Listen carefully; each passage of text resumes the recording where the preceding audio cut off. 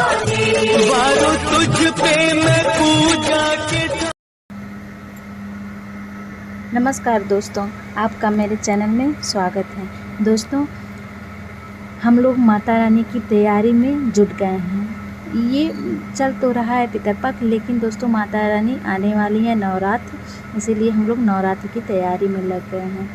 तो चलिए आज मैं आपको माता रानी की पूजा विधि के बारे में बताती हूँ। दोस्तों, हम लोग के मन में बहुत ये बहनों के मन में ये चिंता लगी रहती है कि कितना अच्छे से अच्छा हम लोग माता जी को उनके पूजा में, उनके सब तैयारी में क्या से क्या कर दें जिससे माता रानी हम पे खुश हों। तो चलिए मैं आपको बताती हूँ। पेन और कॉपी लेके आप लोग तैयार हो जाइए लिखने के लिए कि हमको माता जी की तैयारी में क्या क्या करना है जिससे माता जी हम पे खुश हों। तो दोस्तों, अभी तो ये पितरपक्ष चल रहा है, हम माता जी के लिए कुछ नया चीज़ लेके नहीं आए हैं, लेकिन आप लोगों के रिक्वेस्ट पे ये वीडियो बना रही हूँ ताकि आप लोग को ये सुविधा हो जाए कि हमको माता जी की चौकी कैसे तैयार करनी है। तो चलिए देखते हैं। लेकिन अभी तक आप मेरे चैनल को सब्सक्राइब नहीं किए हैं तो प्लीज़ रिक्वेस्ट है आपसे, ताकि मेरे चैनल को सब्सक्राइब करिए ताकि मैं आपको नवरात्र से नवरात्र का नई वीडियो के अपडेट आप तक पहुंचता रहे कि माता जी को कैसे क्या करना है। दोस्तों देखिए, मैंने यहाँ की जगह को खूब अच्छे से साफ़ कर दिया है जहाँ मैंने माता जी की चौकी लगानी है मुझे। तो मैंने यहाँ मिट्टी और गंगा जल से इसको लीप दिया है, मतलब इसको साफ।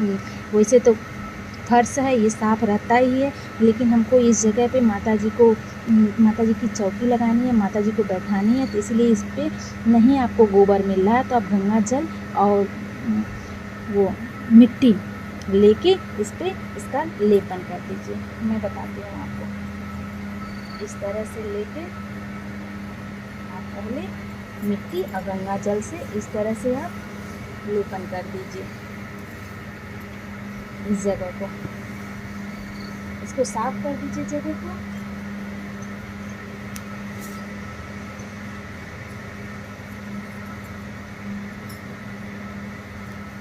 उसके बाद आप एक लाल कपड़ा लीजिए, लकड़ी का पाटा।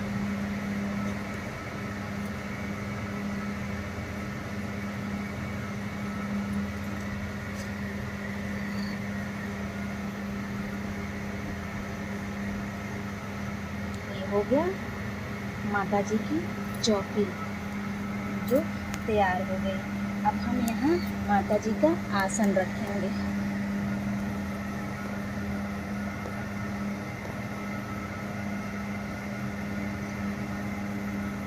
ये रहा माता जी का आसन।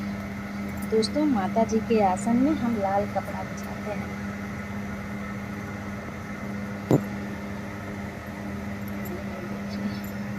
ये उनके लिए हम लाल आसन तैयार कर देंगे। अब दोस्तों, मैं यहाँ माता जी की मूर्ति तो नहीं बैठा रही हूँ, क्योंकि माता जी जो हैं ये मैं सिर्फ आपको आपकी जानकारी के लिए ये वीडियो बना रही हूँ। माता जी को मैंने पूजा स्थान पे मंदिर में उनको विराजमान किया है। तो दोस्तों, जब मैं माता जी की पूजा करूँगी उसके लिए मैं वीडियो अलग से बताऊँगी। बस ये मेरा मकसद वीडियो बनाने का बस यही है, ताकि आप लोग को ये जानकारी हो जाए कि क्या क्या सामान हमको माता जी के नवरात्र में लगेगी, जिससे हम उसकी तैयारी कर लें पहले से। तो दोस्तों देखिए, ये माता जी की चौकी हो गई। अब हम जो है वो बनाएंगे। ये देखिए, ये रहा कपूर, ये कपूर हो गया, ये रोली हो गई, ये चंदन हो गया और ये धागा रोली। तो दोस्तों, पहले आप माता जी को यहाँ विराजमान करिए। उसके बाद चावल ले लीजिए। चावल का पहले आप अष्टदल कमल बनाइए। देखिए, ये यहाँ दीपक के लिए अष्टदल कमल बनाते हैं हम। तो अष्टदल कमल बनाने के लिए आप सबसे आसान है, इसी तरह से आप 8 बार इसको कर दीजिए। 8, ये हो गई आपका अष्टदल कमल बन गया। उसके बाद अगर आपको गोबर नहीं मिल रहा है गाय का, तो आप यहाँ पीली मिट्टी ले लीजिए। पीली मिट्टी आप लेके इस तरह से इसको बना के आप यहाँ जो है रख लीजिए। पीली मिट्टी बना के यहाँ रख लीजिए और उसके बाद से इसके ऊपर आप दीपक रख लीजिए। ये रहा दीपक, ये आप दीपक रख लीजिए।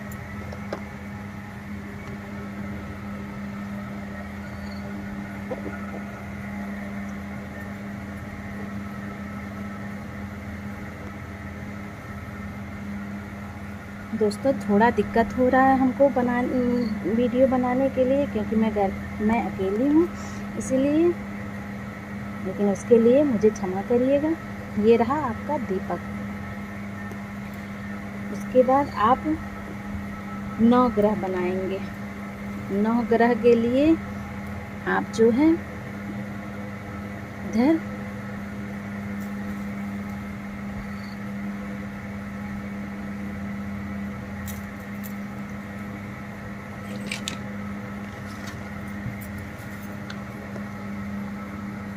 दोस्तों 9 ग्रह की पूजा हम हर पूजे में करते हैं। कोई पूजा पाठ, कोई शुभ काम करते हैं, उसमें हम 9 ग्रह को स्थापित करते हैं, ताकि 9 ग्रह जो हैं वो हम पे प्रसन्न हो और हमारे घर की तरक्की करते रहें।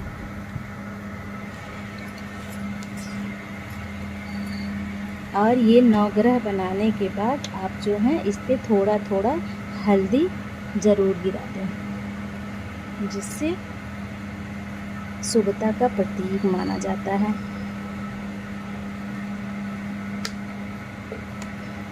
और थोड़ा थोड़ा कुमकुम भी इस पे लगा दीजिए।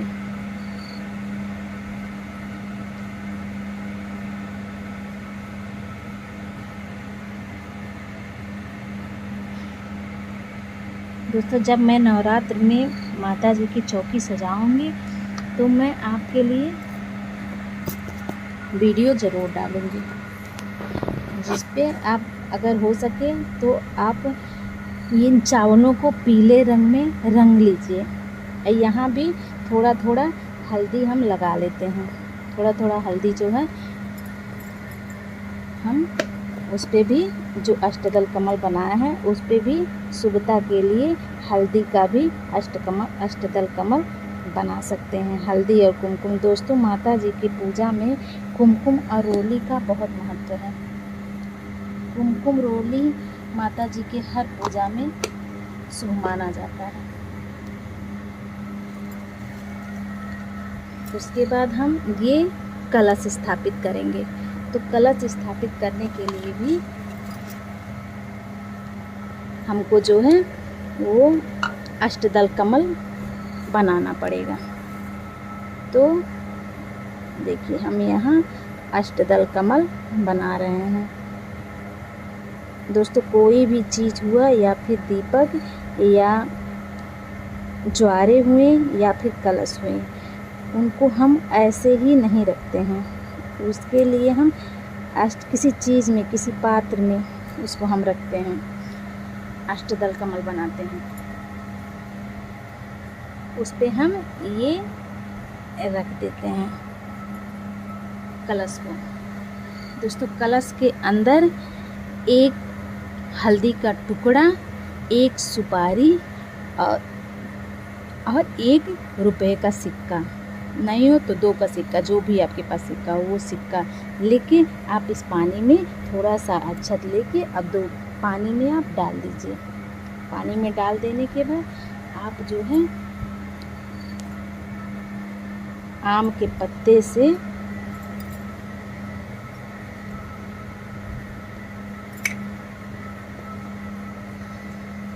आम के पत्ते को, दोस्तों हमको मिला नहीं पत्ता आम का ठीक से, इसलिए जो मिला मैं आप लोगों की सुविधा के लिए, जानकारी के लिए मैं ये वीडियो बना रही हूँ। दोस्तों कोई गलती होगी तो उसके लिए मुझे माफ़ करिएगा।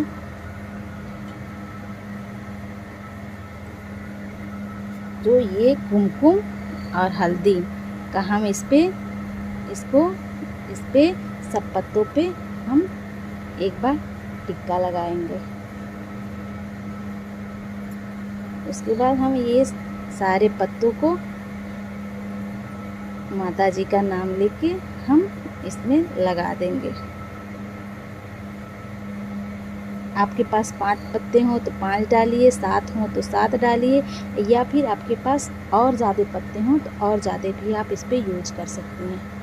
उसके बाद ये हमने नारियल लिया है दोस्तों। नारियल पे 9 बार हम लोग मौली धागा बांधते हैं।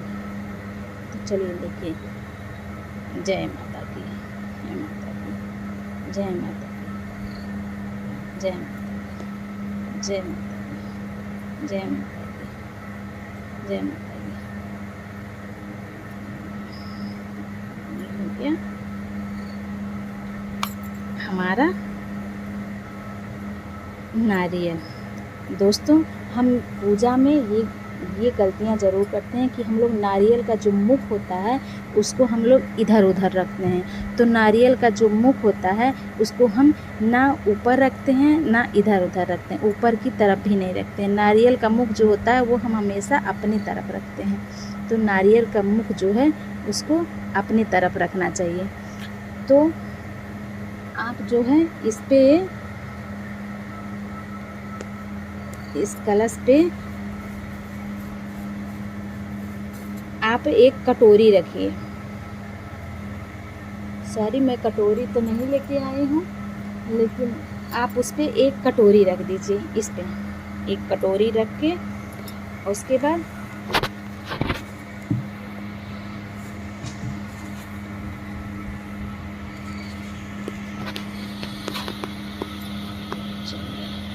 ये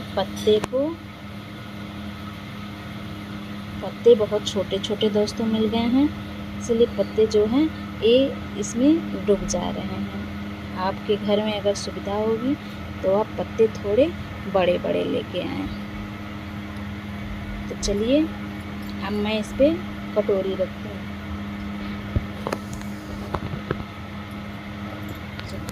ये देखिए, इस पे मैंने एक कटोरी रखी।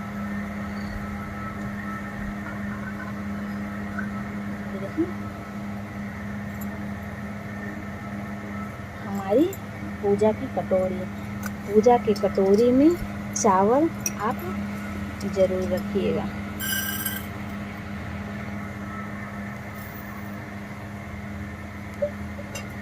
पूजा की कटोरी को चावल से इसको भर दीजिएगा या फिर थोड़ा इसको कम रखिएगा। और नारियल का जो मुख है उसको अपने तरफ रखिएगा, क्योंकि दोस्तों नारियल जो है ये माता लक्ष्मी का प्रतीक माना जाता है। तो नारियल को हमेशा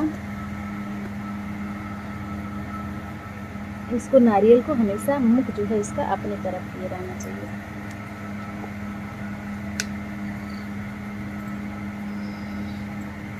अब इसमें हम माता जी का नाम लेके इस पे भी हम मौली धागा लपेट देते हैं।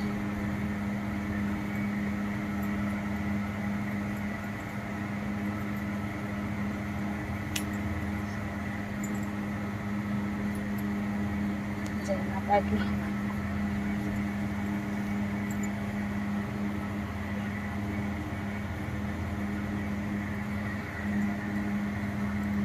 उसके बाद ये हो गया, एक कलश भी आपका तैयार हो गया।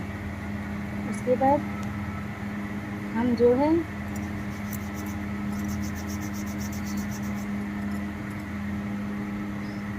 दीपक तैयार करेंगे।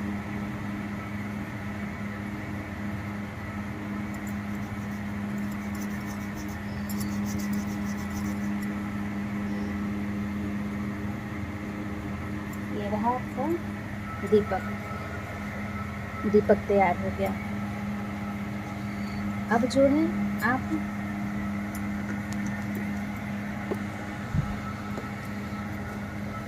आप यहाँ जो है आप गौरी गणेश जी को बैठा दीजिए।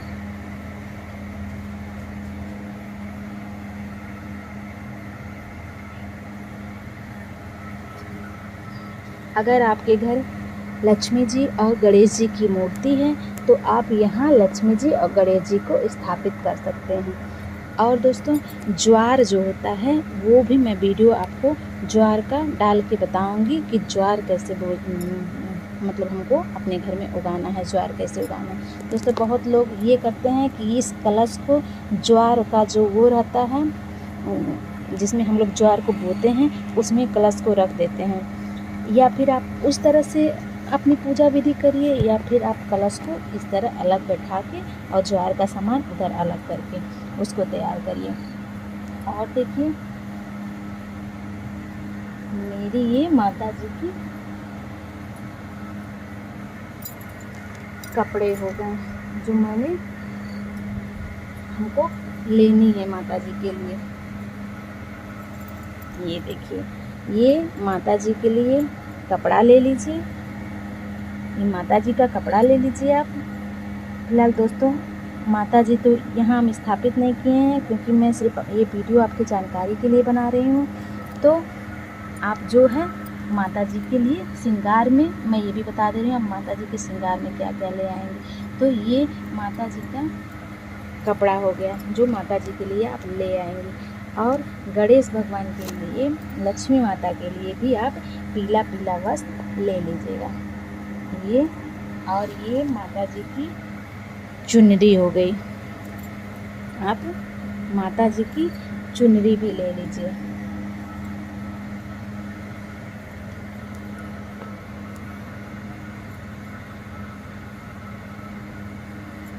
ये सब मैंने माता जी का कपड़ा है जो मैं आपके लिए बता रही हूँ। और पूजा में लगेगा, ये रहा आपकी धूप बत्ती। और दोस्तों देखिए, ये मैं माता जी के, ये माता जी का मुकुट हो गया,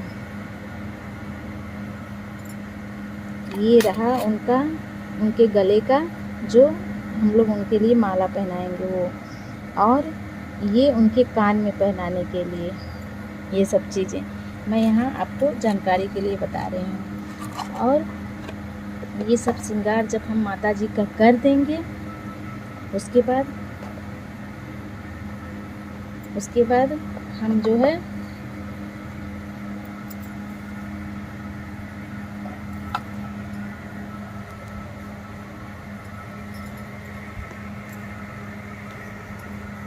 दो बत्ती जलाएंगे, उनको मेवे का और जो भी हमारे पास जो फल होंगे उनका सब माता जी को भोग लगाएंगे। हम नवग्रह को भोग लगाएंगे दोस्तों, नवग्रह पे भी हम वस्त्र चढ़ाएंगे।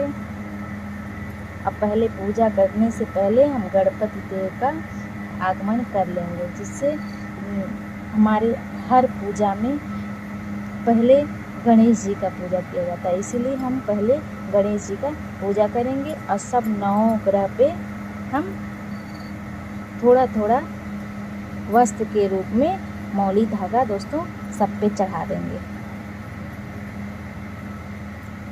दोस्तों, मौली धागा बहुत टाइट है, अब ये टूट नहीं रहा है, तो आप अपने हिसाब से माता जी की पूजा के लिए ये सब चीज़ें ज़रूर ले आइएगा। और जो मिष्ठान भी आप जो होगा उसको आप माता जी को भोग लगाने के लिए मिष्ठान भी आप मंगा लीजिएगा। फिर हमारी कपूर हो गई, अगरबत्ती हो गई, सब चीज़ धूप बत्ती सब हो गई। आप अपने हिसाब से जैसा माता जी को पूजा जिस भी भाव से, देखिए दोस्तों, भगवान जो होते हैं वो भाव के भूखे होते हैं, ना कि हमारे सामान के। लेकिन हम लोग ये सोचते हैं कि किस वजह से हम माता को खुश कर सकें, जिससे माता हमसे प्रसन्न हो। क्योंकि ये नवरात्र में 9 दिन माता जो हैं अपने बच्चों के घर आती हैं और 9 दिन हमको आशीर्वाद देती हूँ। तो चलिए दोस्तों, ये रहा आपका चढ़ाने का सामान, और ये उसके बाद हमारी पूजा होगी। उसके बाद हम सप्तशती का पाठ करेंगे। सप्तशती का बुक अगर आपके पास नहीं है तो माता सप्तशती का बुक आप ले आइए। उसके बाद उनको विधि विधान से मैं वो भी बताऊंगी कि कैसे हमको माता सप्तशती का पाठ करना है। मैं दोस्तों, नवरात्र शुरू होने वाली है, आपको हर रोज़ आपको नई नई अपडेट मिलेगी, रोज़ की पूजा विधि मिलेगी आपको। आप उससे जानकारी लेके आप माता को प्रसन्न कर सकते हैं। तो ये देखिए, ये उनके श्रृंगार का सामान है। ये रही मेहंदी दोस्तों। माता के पूजा में, माता की जब पूजा हो जाए विधि विधान से, उनको भोग सब अर्पित हो जाए, उसके बाद उनको श्रृंगार का सामान ज़रूर हमें अर्पण करना चाहिए। ये रहा उनकी मेहंदी, ये रही आलता, ये बाल में लगाने के लिए,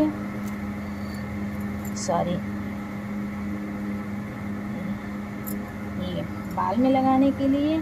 और ये देखिए,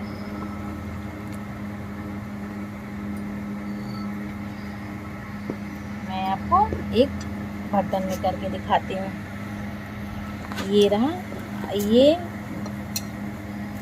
पाउडर रहा, ये काजल हो गई, ये कान के हो गए, ये नेल पॉलिश हो गई, ये काजल हो गया।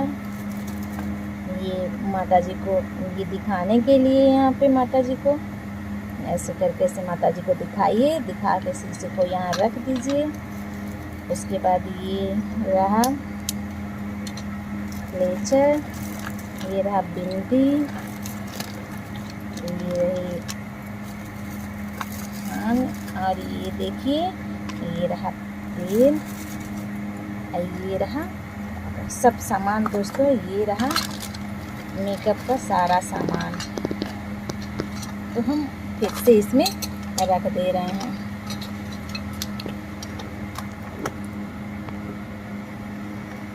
ये सब सामान आप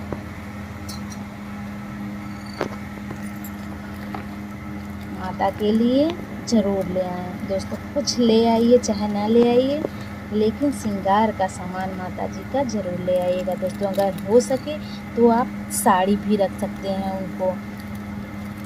माता जी की पूजा के बाद माता को चढ़ा के ये सब सारा सामान उनके बगल में रख दीजिए। रख देने के बाद आप अगर हो सके तो आपको साड़ी अगर अर्पण करना है तो आप रेड कलर की साड़ी लाइए, या फिर आप चुनरी ही एक माता को अर्पण कर दीजिए। इतना सामान आप नवरात्र के पहले दिन ये सब विधि विधान से ये सब आपको कर देने हैं माता जी की। ये अखंड ज्योति जलाने का भी मैं आपको नियम बता दूंगी कि अखंड ज्योति किस तरह से जलाई जाती है। दोस्तों देखिए, बहुत लोगों का ये क्वेश्चन होता है, क्या मैं कलश बैठाऊं? मैं नवरात्र का 9 दिन का व्रत नहीं रहती हूँ, तो मैं कलश कैसे बैठाऊं? तो दोस्तों आप कुछ भी ना करिए, आप ना व्रत रहिए, ना चढ़ता उतरता रहिए, उससे कोई मतलब नहीं है। लेकिन आप कलश स्थापना जरूर करिए, अखंड ज्योति जलाइए, कलश स्थापना करिए। अगर आपको अखंड ज्योति जलाने की विधि नहीं पता है तो कमेंट में आप करिए, कमेंट करिए, पूछिए, जो भी आपको नहीं जानकारी है उसके लिए आप मुझे कमेंट करिए, मैं आपको वो जानकारी देने की कोशिश करूँगी। और दोस्तों नवरात्र में नए नए अपडेट आपको मिलते रहेंगे, किस तरह से आपको पूजा करना है। प्लीज़ मेरे चैनल को सब्सक्राइब ज़रूर करिएगा, जिससे आपको नई नई अपडेट मिले। धन्यवाद दोस्तों।